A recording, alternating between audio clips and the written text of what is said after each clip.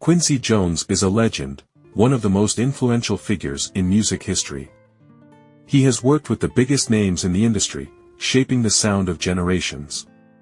From producing Michael Jackson's greatest albums to arranging music for Frank Sinatra, his fingerprints are all over modern music. But in his final major interview, Quincy Jones didn't just reflect on his success, he set the entertainment world on fire with controversial claims about some of the most beloved celebrities in history.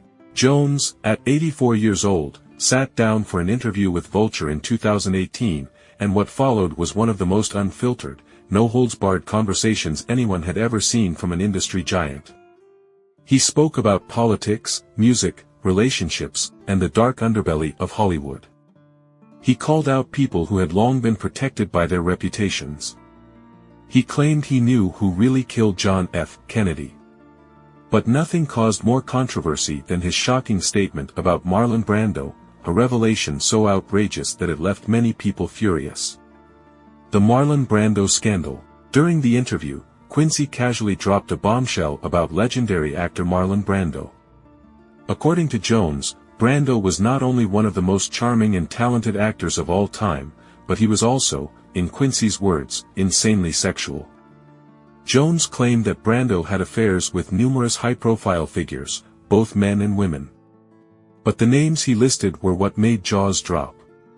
Jones alleged that Brando had romantic encounters with Richard Pryor, Marvin Gaye, and even comedian James Baldwin. He described Brando as someone who would sleep with anything and emphasized how open Brando was about his sexuality in private circles. This claim sent shockwaves through Hollywood.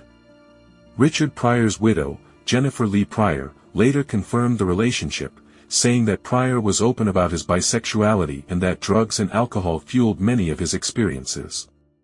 However, Marvin Gaye's family was outraged. They denied the claims and criticized Jones for speaking about it publicly.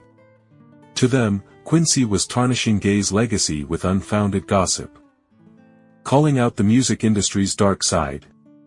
In the same interview, Quincy didn't hold back when talking about modern music. He claimed that today's artists lacked the depth and craftsmanship of the greats. He criticized Taylor Swift, saying, "We need more songs, not hooks." He dismissed contemporary music as overly simplistic, and he had sharp words for the state of hip-hop, arguing that it lacked innovation compared to its early years. And then, he turned his attention to the past, accusing some of music's biggest legends of things that had long been whispered but never spoken aloud. He claimed that the Beatles were terrible musicians when they first started out, calling them the worst musicians in the world. He said that Paul McCartney was the only truly talented one, and that Ringo Starr needed session musicians to fix his drumming on some tracks.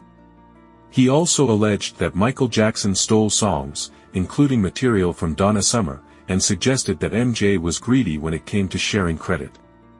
For someone who had been so close to Jackson, producing Off the Wall, Thriller, and Bad, this was a shocking claim that upset many longtime fans. The Wild Life of Quincy Jones.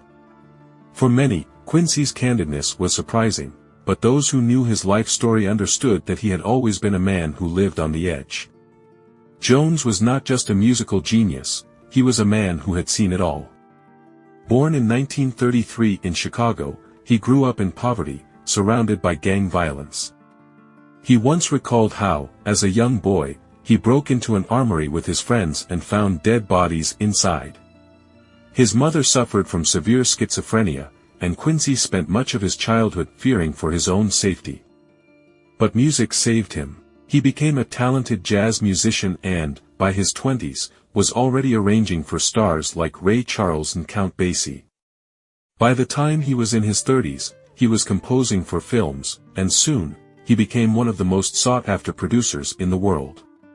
He partied with the biggest names in Hollywood, traveled the world with Sinatra, and saw firsthand the excesses of the entertainment industry. Jones was married 3 times and had affairs with some of the most famous women of his time. He admitted to dating Ivanka Trump at one point and claimed that he had relationships with dozens of A-list actresses. His lifestyle was wild, but he managed to balance it with an unmatched work ethic. Even as he aged, his influence never faded. The backlash and Quincy's retraction. The backlash to Quincy's interview was immediate.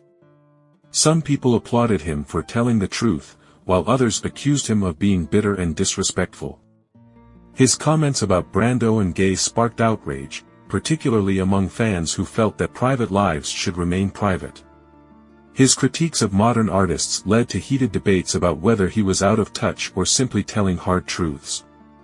Even Paul McCartney had to respond to Quincy's comments about the Beatles, brushing them off with humor but clearly irritated by the remarks. And then, weeks later, Quincy backtracked. He issued a public apology, claiming that his daughters had staged an intervention and convinced him that he had spoken out of turn. He admitted that some of what he said was inappropriate, but he didn't retract most of his claims. Quincy's legacy and the lasting impact of his words. Despite the backlash and Quincy's retraction. The backlash to Quincy's interview was immediate. Some people applauded him for telling the truth, while others accused him of being bitter and disrespectful. His comments about Brando and gays sparked outrage, particularly among fans who felt that private lives should remain private. His critiques of modern artists led to heated debates about whether he was out of touch or simply telling hard truths. Even Paul McCartney had to respond to Quincy's comments about the Beatles, brushing them off with humor but clearly irritated by the remarks. And then, weeks later, Quincy backtracked. He issued a public apology, claiming that his daughters had staged an intervention and convinced him that he had spoken out of turn. He admitted that some of what he said was inappropriate, but he didn't retract most of his claims. Quincy's legacy and the lasting impact of his words. Despite the controversy, nothing can erase what Quincy Jones has accomplished. He remains one of the most awarded musicians in history, with 28 Grammy wins and a career spanning over 7 decades. His influence on music, film, and television is undeniable. He helped shape pop culture as we know it. But his final major interview showed the world a different side of him, unfiltered, unafraid, and willing to say things most people would never dare to. Some saw it as honesty, others saw it as reckless. Either way, it left an impact that won't soon be forgotten. Even years later, people still discuss the shocking claims he made.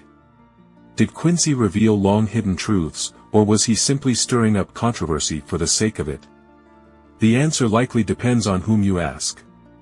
But one thing is clear, when Quincy Jones spoke, the world listened.